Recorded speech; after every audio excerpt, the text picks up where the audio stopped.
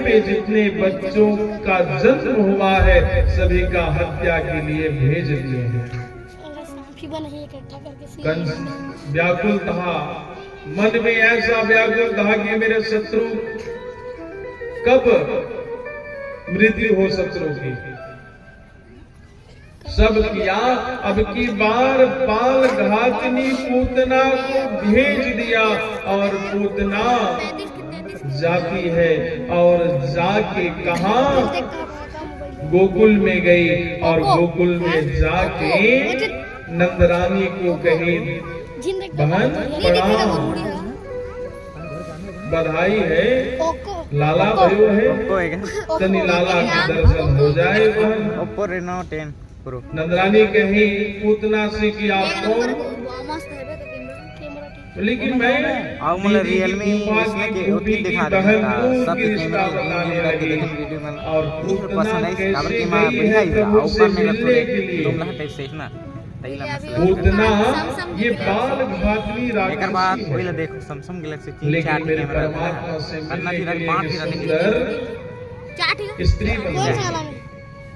सुंदर स्त्री बन गई। यहाँ भी एक सीख मिलता है कि यदि हमने जीवन काल में कुछ भी पाप किए हो, कुछ भी किए हो, लेकिन भगवान के जब सामने आए तो पवित्र होके आए। इसने जो ना चारकोनी वाली, यदि भगवान के पास आना है तो छल कपट मोह त्याग दो और त्याग करके जब बिहारी जी के पास आओ तो बिहारी जी की प्राप्ति हो जाती है। उतना राक्षसी है लेकिन सब त्याग दी और सुंदर बन के गई है। अब नंदरानी जी विचार किए कि इतनी दूर से आई है और जब दर्शन ना कराऊं तो बेचारी की मन टूट जाएगी। नंदरानी कही बहन लाला भी सोए हैं, बस जगाना मत, पल्ला में सोए हैं जगाना मत, दूर से ही दर्शन करके आ जाना। अरे पूतना कौन है? पूतना जो पुत्र की हत्या करते हैं, जो गर्भपात कराते हैं, ये कलिकाल में वही पूतना है। जो छोटे से बालकों की हत्या कर देते हैं, बालक का जन्म हो जाता है और जन्म हो जाने के बाद उसे फेंक देते हैं, वही कलिकाल में पूतना है। पूतना जिसका पुत्र नहीं और पुत्र की हत्यारे उसे पूतना कहते हैं। पूतना जब बिहारी जी से मिलने के लिए गई, प्रभु जी पल्ला में सोए हैं और पल्ला में सोए हैं। सोने के बाद जब देखें तो बिहारी जी आंख बंद कर देंगे। यहाँ पे कई संत लोग कहते हैं कि आंख क्यों बंद किए? बोले कि विष पीने का तो काम भोले बाबा का है, भोले बाबा को याद किए। कुछ संत कहते हैं कि ये मैं छोटा सा बालक बन के आया हूँ और दूध पीता हूँ, ये मुझे विष पिलाने आई है, ऐसे को तो हम देखेंगे नहीं। कुछ संत कहते हैं कि बिहारी जी के नयन बड़े रसीले हैं और जब नयन मटक्का हो जाए तो मानो जो विष पिलाने को आई है वो भूल जाए और प्रेम करने लग जाए तो गड़बड़ हो जाएगी। ये पूतना कौन है जानते हैं? ये पूतना थी कौन? राजा बलि की बेटी। कौन? राजा बलि की बेटी। जब वामन भगवान राजा बलि के घर आए तो वामन भगवान की छवि को देख करके ममता उमड़ आई और राजा बलि की बेटी के मन में आया कि काश मेरा ऐसा कोई पुत्र होता तो मैं अपने सीने से लगा करके स्तनपान कराती।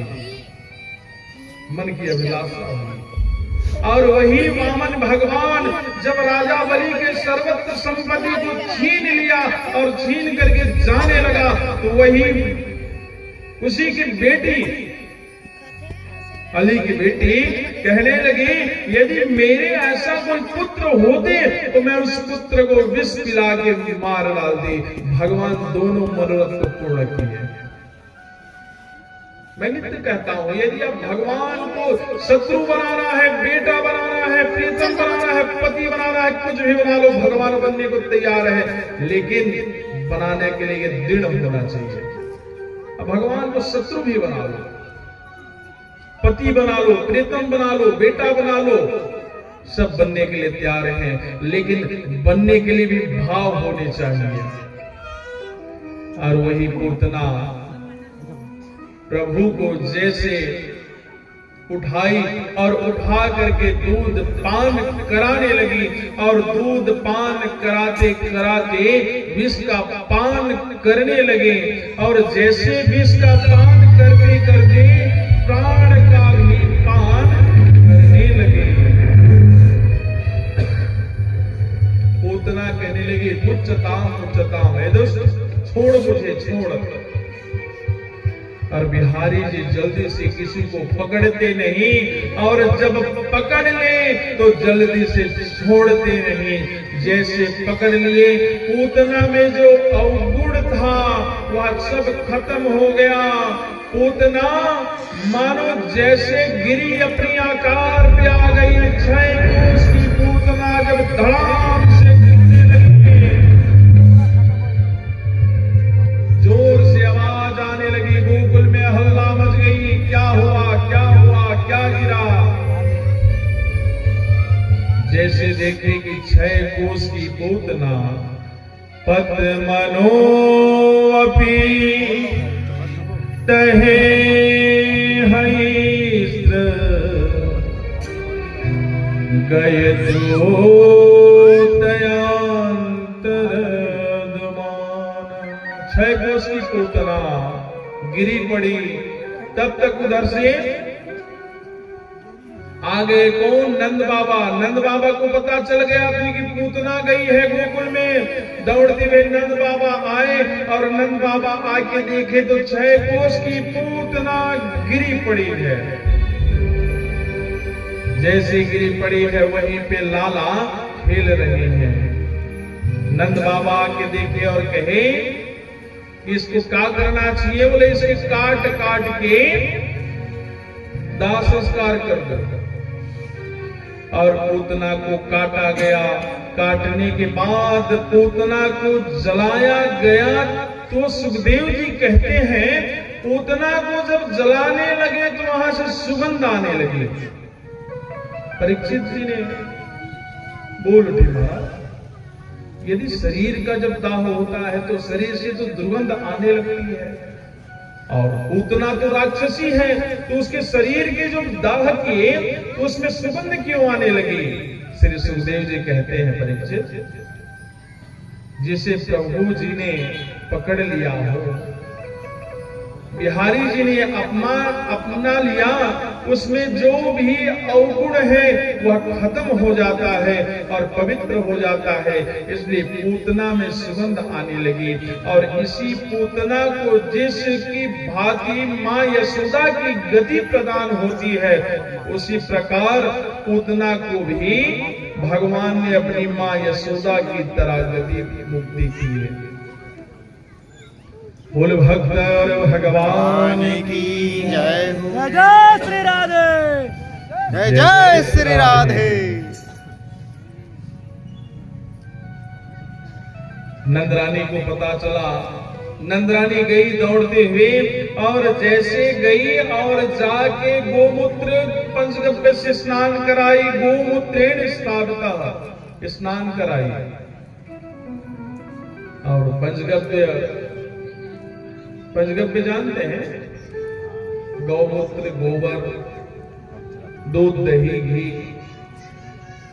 पंचगव्य से स्नान कराई, और स्नान करने के बाद अब किसी की नजर ना लगे। लेकिन आजकल गोपाल जी का एक नाम गोपाल है।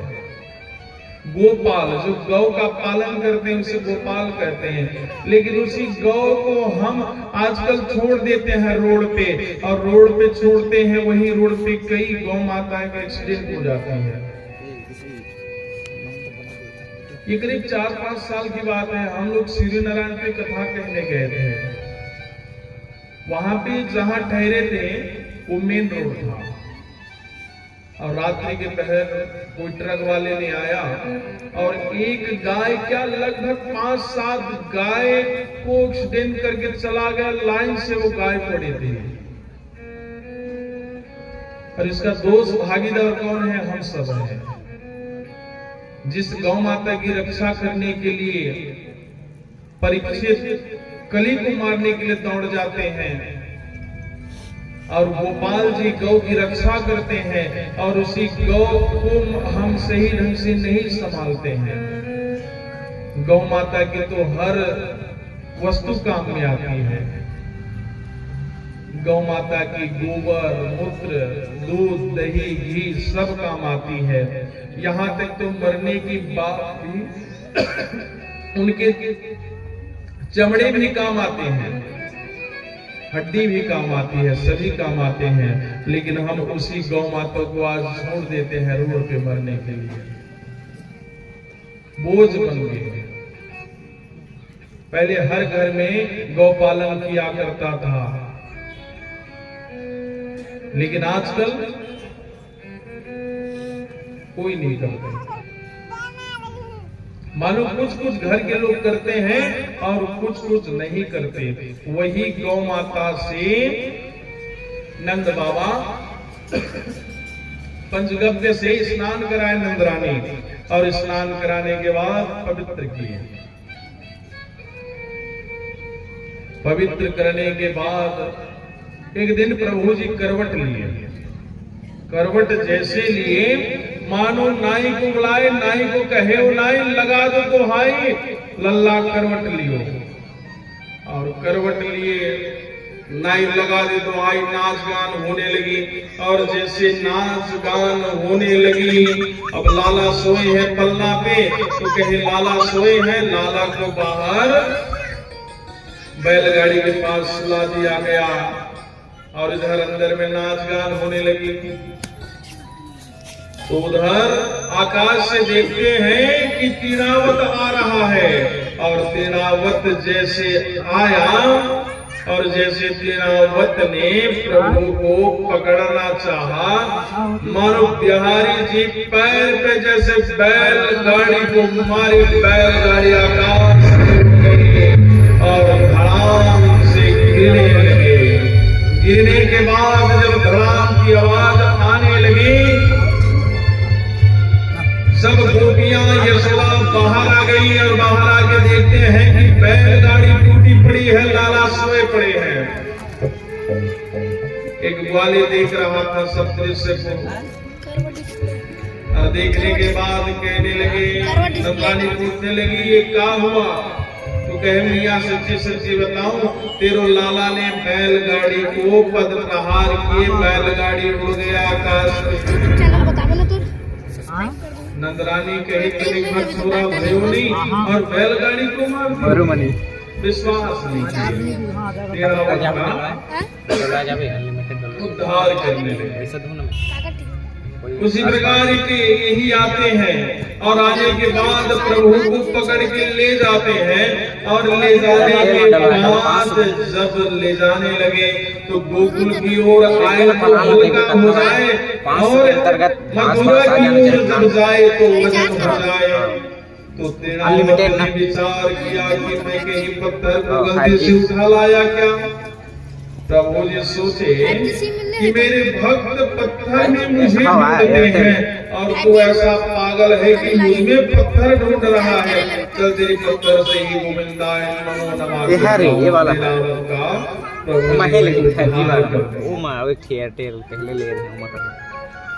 एक दिन यशोदा मैया अरे ना अभी खत्म हो गया, अभी खत्म हो गया। दूध पान कराते कराते मानो अब दूध पान कर ही रहे हैं, बहुत समय हो गया। अब मैया को लगी कि लाला का पेट खराब हो जाएगा, जैसे पेट खराब हो जाएगा करके तो पैर पे गुलगुली करने लगे और प्रभु जी खिलखिला के हंसने लगे। तो यशोदा रानी देखते हैं प्रभु के मुख पे तो पूरा ब्रह्मांड देख के यशोदा रानी और बेहोश होने लगे और फिर होश संभाले। भगवान के मुख में तो पूरे ब्रह्मांड है। कुछ समय आया, अब हमारे प्रभु जी बलदाऊ भैया 1 वर्ष के हो गए हैं और एक दिन गर्गाचार्य महाराज नंद बाबा के यहाँ पधारे। नंद बाबा के यहाँ जैसे पधारे बड़ा ही सुंदर सत्कार हुआ ब्राह्मण का, और सुंदर सत्कार होने के बाद गर्गाचार्य कहने लगे कि नंद बाबा जी बच्चों का क्या नाम है? तो कहे बाबा अभी तक तो नाम करण हुआ नहीं, बोली 1 साल हो गया नामकरण नहीं हुआ। तो कहे बाबा आप ही नामकरण कर दो। तो ये तो कंस के महाराज हैं, तो इनको लगा कि पता चलेगा उनको तो गड़बड़ हो जाएगी। एक काम करते हैं, मैं गौशाला में जाके बैठता हूँ, ले आना बालकों की, तो वही नामकरण कर देंगे। नंद बाबा गए और जाके नंदरानी से कहे बाबा आए हैं, बच्चों का नामकरण करना है, आप लेके चलो। तो इनके मन में विचार आया कि बाबा पक्को होए कि कच्चो होए, परीक्षा तो लिया जाए। तो दोनों लालाओं की अदली बदली कर लिए। रोहिणी के गोद में यशोदानंदन कृष्ण जी और यशोदा के गोद में रोहिणी नंदन बलदाऊ भैया जी। अब दोनों को लिए और लेके जाने लगे, और जैसे प्रभु की छवि को देख करके मानो संत की समाधि लग गई। और जैसे समाधि लग गई तब नंदरानी कहती बाबा बाबा का हुआ। और जैसे ही बाबा होश संभाले, होश संभालने के बाद देखते हैं तो ये तो बड़ा गड़बड़ी है। और कहे अयम ही रोहिणी पुत्रो रमयान सोहद्रो गुणो असकरामि ते बलस्ते बलवेदुकः। कहे हे नंदरानी, आपके गोद में जो लाला है रोहिणी पुत्र है, और रोहिणी जी से कहे कि आपकी गोद में जो लाला है वह इनके पुत्र है भैया। किनके? जय भैया, इसी कथा श्रवण करेंगे तो फिर तो जय जय श्री राधे, जय श्री राधे। रोहिणी के गोद में जो लाला है वो किनके पुत्र हैं? यशोदा मैया जी के, यशोदा जी के पुत्र है।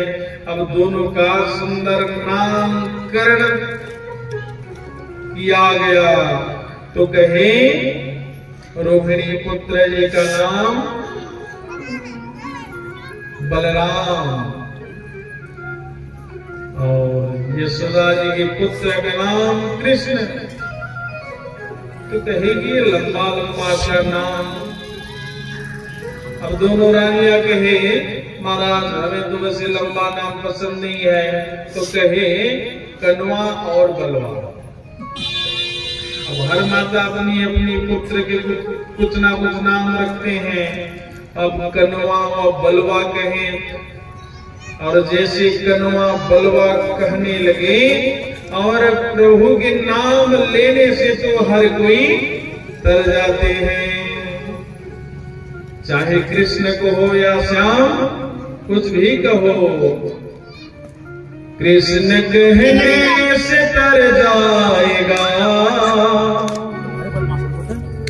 पार भव से